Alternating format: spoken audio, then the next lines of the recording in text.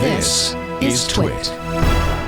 This episode of Tech Break is brought to you by ACI Learning. ACI Learning's Cyber Skills is the newest training tool for employees, especially non-IT professionals. Flexible training covers everything from password security and phishing scams to malware prevention and network safety. Try it for yourself, then bring your team along. Fill out the form at go.acilearning.com/twit for a free 2-week trial. The big story, according to the press, was the increase in services. It was a very smart move for Apple to start focusing on service revenue, and it has been steadily and it takes climbing. It takes a long time to do that. Like this isn't something like, oh, we need to make more money, let's go do that right now. I mean, this is, if you look at this takes years and years and years to slowly build up all of these services, make sure that each one's working before you, or mostly working before you open to the next one. So you could tell that they knew that this was going to come, where they needed to keep buffering. They need to keep pushing that iPhone, part of the pie down, and I think you're going to keep on seeing them look for all the opportunities they can to get that thing down to less than 30%. Yeah, and that's something that a company that's worth that much money, they've got the financial punching power to hold on like that. Even Google, like the joke every single quarter with Google's call was, okay, how many hundreds? We've got great news about the Google Cloud services. We had our best quarter ever. We only lost $400 million because this has been years and years and years of not only developing technology and finding clients, but actually buying real estate, building out facilities, and this quarter was the first time it was actually good news. And we actually made hundreds of millions of dollars on cloud. And so once you clear that hurdle, you start to get to the point where now most of what we do is it's like the joke about the first pill. When you develop a pharmaceutical company, costs like $1 billion, but every other pill after that is nothing but profit. And this is Apple's going to be making more money per dollar they put in now after this for other cloud services. You talk about the long game. This is one of those cases where 10 years ago, I think they started talking about services and saying that our goal is to reach some financial goal that they blew past in a very short amount of time. But you see this here where it just keeps going up. They talked about the number of subscriptions they've got, and that includes like subscriptions in app as well as theirs. It's not just Apple TV subscriptions, but this quarter they passed 1 billion subscriptions. And if that doesn't impress you, it's up 15% year over year, and it's doubled in the last 3 years, the number of subscriptions that they take. And that includes in-app subscriptions. It's not just Apple. Apple views that as its entire ecosystem, right? But still, you get the sense like this is why the services growth is so huge. They have laid this foundation.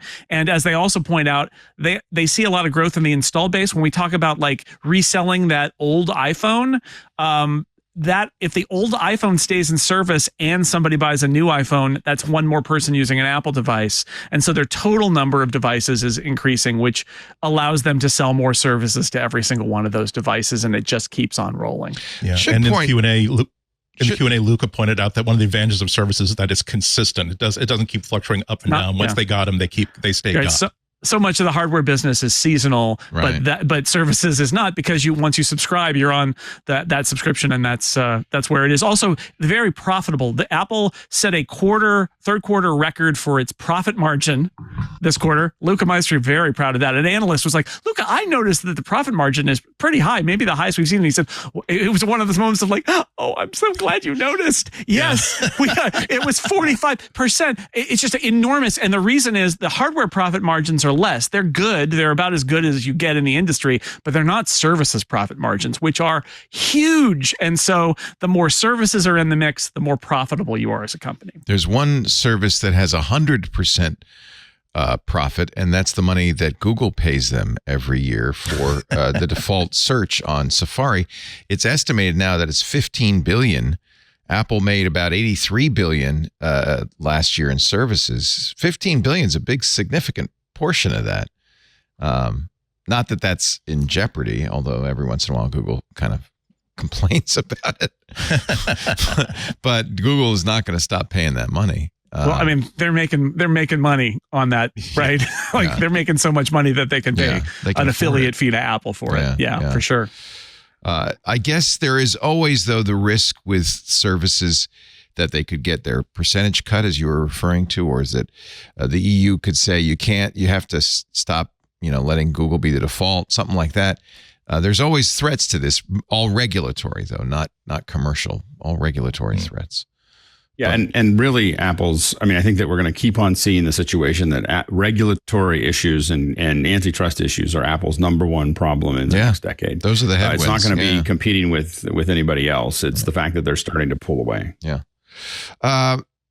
iPhone still is the lion's share of revenue, although services is number 2, which is interesting. Then wearables.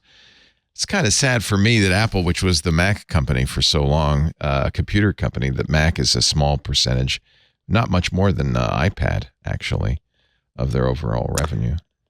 But they're not getting out of either business, I presume. Well, but you look at it, you got to keep in mind how huge the iPhone business is and how huge the services business is becoming. Because if you look at the Mac, it's still doing, it's still like a $30 or $40 billion a year revenue business. Well, I'll take it then. That's okay. It's huge. It's just not huge compared to the iPhone. This is the challenge for the Mac and the iPad, is that they're never going to match the iPhone. They're just not. They're never going to match it. Yeah. And also anything running a desktop OS, I think that's one of the most volatile categories of all, because when does somebody decide that they need to replace their laptop or their desktop? They're not dropping these things in toilets unless it's quite deliberately. And and so much of the job of that device is being taken up by the new tablet they buy, by the new phone they buy. So that's just life on planet Earth in 2023. The line chart you made for Apple regional year-over-year growth tells the story that we were talking about, India and China. EMEA includes India, so that's the yellow line. The red line is China. The green line is Americas. And while it went up a little bit, it's been trending down for some time. So, and China really is growing rapidly. Is that all phone? I guess it must be. No, it's not. The phone is their way in, but Apple has said repeatedly that in China, one of the things that they consider the most encouraging is that the phone becomes a gateway, and like 2 or 3/4 of all the Apple Watch buyers this year or this quarter were brand new to Apple Watch. Oh, and it's an iPhone accessory, right? So that's one way you get them to buy that second Apple device. But they have said in past quarters too that China keeps setting records for Mac sales, all-time records for Mac sales and all-time records for iPad sales. And so the narrative, at least, and there's some data to back this up, is that people, like we saw here with the iPod and then later the iPhone, you get that one Apple device, and that is a crack that they can like push into and get you a whole bunch of other Apple devices once you're sort of like in their ecosystem a little bit. So it sounds like they're doing, again, it's never going to be the iPhone, but that there's a real opportunity for them in China with their other products too. Anything else that we learned, whether from the analyst call or the numbers themselves? Any other insights you want to share before we move on? Not necessarily insights, but I think there's only one question about Vision Pro. I was surprised that it didn't appear in part of Apple's opening comments. That oftentimes the opening comments of a tech company's quarterly call are about waving the flag on projects that they think are high profile and a source of like company pride. Wasn't there. An analyst asked about it. So, I'm using it every single day. Tim Cook said he uses it every day.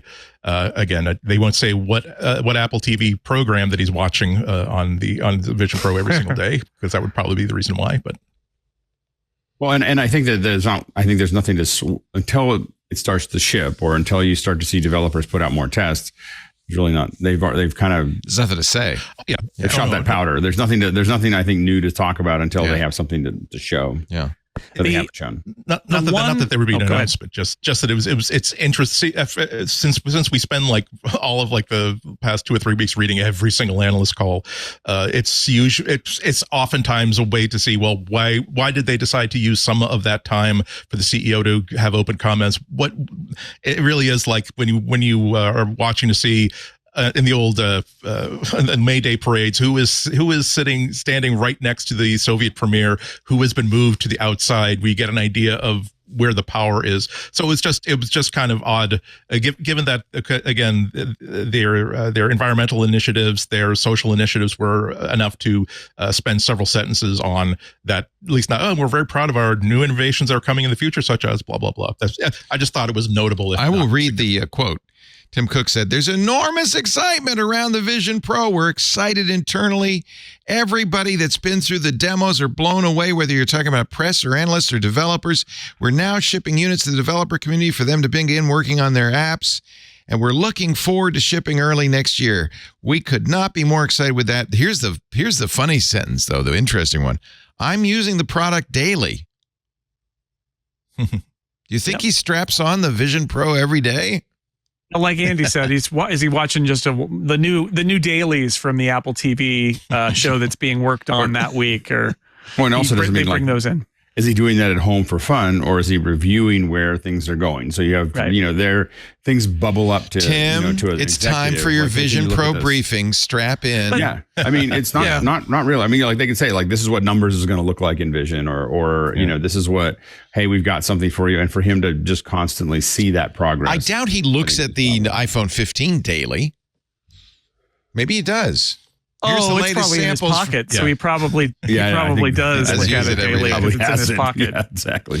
But to Andy's point, I mean, I think they did, having listened to a lot of these calls over the years, I think they did what they needed to do for a brand new product that's been announced and isn't shipping, which is it got a paragraph in that opening prepared remark that the CEO says, and they don't really have, they could have mentioned the developer stuff, but they did the thing about, we announced this thing and it's amazing and it's going to blow you away and it's the most advanced thing ever made. And that's all they have and then to they say. just moved on to the rest of the stuff.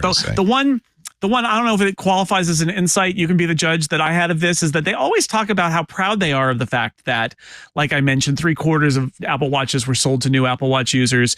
Slightly more than half of new iPads sold were to people who'd never bought an iPad before. Slightly less than half of new Macs sold were to people who never bought a Mac before.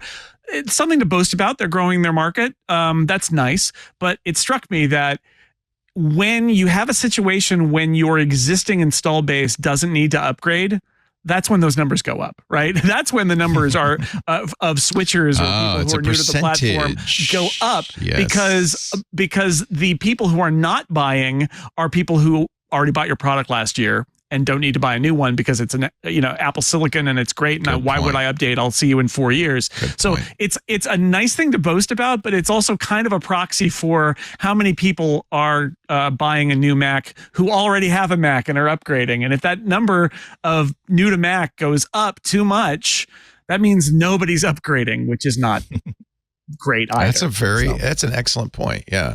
And again, I think, it comes back to the fact that a lot of people don't feel like they need to. They don't feel like they need the newest version because the software, the tools are vastly outstripped by the hardware. There's just not a lot of reasons to upgrade. Right now with a phone, the primary reason to upgrade, everyone looks at what is the camera going to do?